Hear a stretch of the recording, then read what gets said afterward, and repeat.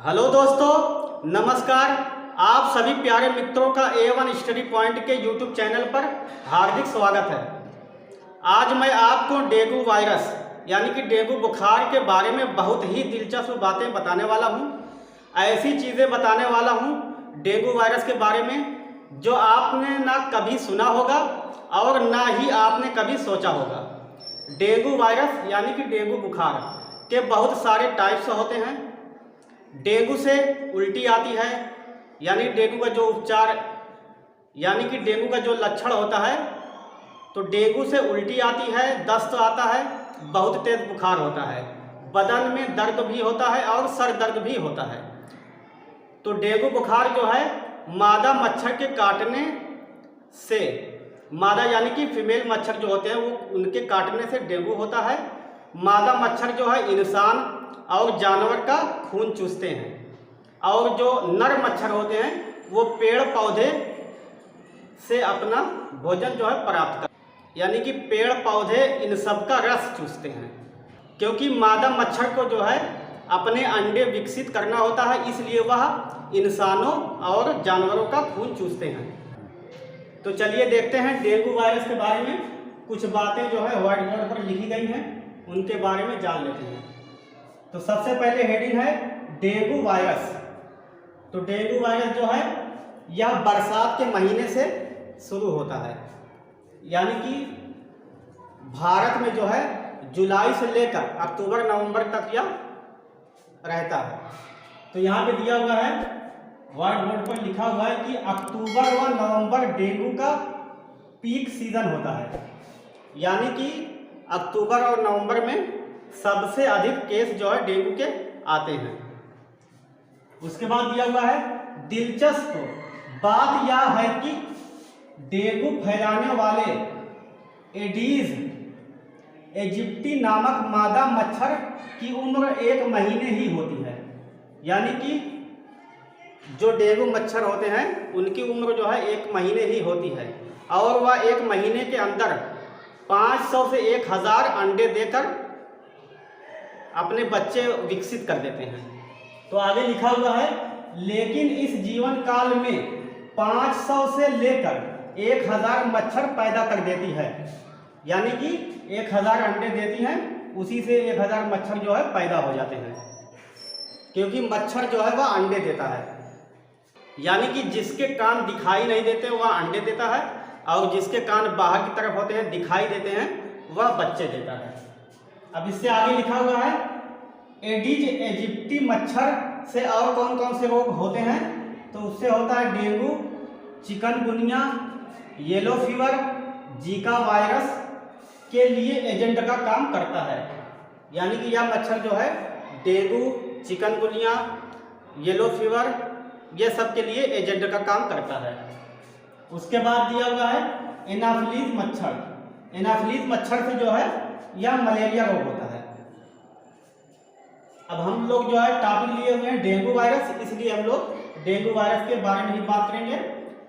अगली वीडियो में हम लोग मलेरिया के बारे में डिस्कस करेंगे। अब इससे आगे दिया हुआ है, यह डेंगू वायरस विषाणु द्वारा होता है। आम भाषा में इस बीमारी को हड्डी तोड़ बुखार कहा जाता है। तो जो डेंगू बुखार होता है इसका दूसरा नाम है हड्डी तोड़ बुखार। अब उसके बाद दिया हुआ है कि डेंगू वायरस की उत्पत्ति कहां से हुई।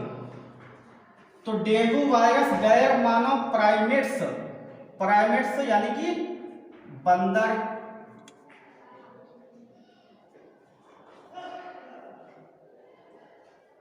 में विकसित हुआ, और 500 से 1000 साल पहले इन प्राइमेट्स से अफ्रीका या दक्षिण पूर्व एशिया से मनुष्य में फैल गया। तो सबसे पहले जो डेंगू वायरस की उत्पत्ति हुई वह अफ्रीका में हुई, और बंदर जैसे सबसे पहले जो है बंदर में डेंगू वायरस की उत्पत्ति पाई गई अफ्रीका में, और दक्षिण पूर्व एशिया से मनुष्यों में फैल गया। उसके बाद जो है हमसे पूछा जाता है कि भारत में इसका केस कब देखने को मिला। तो भारत में सबसे पहले जो है सबसे पहले 1996 में दिल्ली के अंदर सबसे पहले डेंगू बुखार का केस मिला। और हर वर्ष जो है पूरे विश्व में 2 करोड़ से अधिक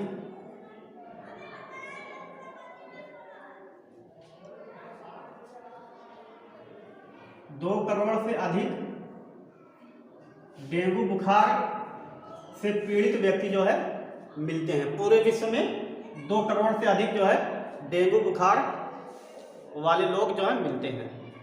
अब इससे आगे हम लोग देखते हैं कि डेंगू बुखार के क्या क्या लक्षण हैं और इसके क्या क्या उपचार हैं।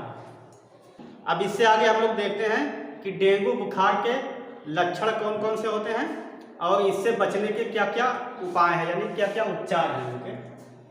तो यहाँ पे दिया हुआ लक्षण में आता है तेज बुखार, यानी कि जब भी डेंगू बुखार होता है तो एकदम से कपकपी आती है बदन में और तेज बुखार होता है। उसके बाद दिया हुआ सिर दर्द के बाद है बदन दर्द, लाल रैशेज या दाने। तो कभी कभी जो है जब डेंगू बुखार होता है तो हाथ पर या शरीर पर जो है लाल रंग के दाने निकल आते हैं, यानी कि चकत्ते पड़ने लगते हैं। उसके बाद दिया हुआ है उल्टी या दस्त होना, उल्टी भी होने लगती है और दस्त भी आता है। नाक से या मसूड़ों से खून निकलना आदि, या इन सब के लक्षण हैं। उसके बाद उपचार क्या क्या है?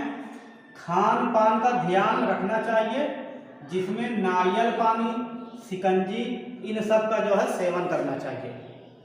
उसके बाद दिया हुआ है एडीज, मच्छरों का प्रजनन पनपना रोकना, यानी कि आप लोगों ने देखा होगा कि कहीं कहीं पे गड्ढे होते हैं, उसमें पानी जो है एकत्र रहता है, तो उसको जो है साफ करना, सफाई रखना चाहिए ताकि मच्छर जो है पनपने ना पाए। और नाली में भी जब पानी एकत्र है तो उसमें तेल डाल देना चाहिए, उससे जो है मच्छर का लार्वा मर जाता है और मच्छर जो है पैदा नहीं होने पाते। उसके बाद आगे हम लोग जो है मच्छरदानी का प्रयोग करके भी सावधानी बरत सकते हैं। मच्छरदानी का प्रयोग,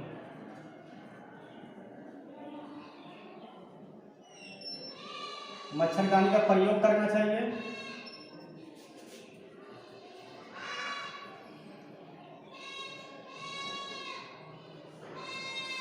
और पूरे विश्व में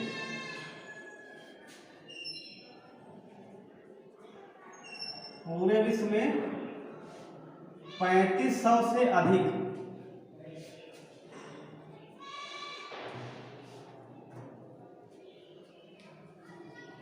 पूरे विश्व में 3500 से अधिक मच्छरों की प्रजाति जो है पाई जाती है।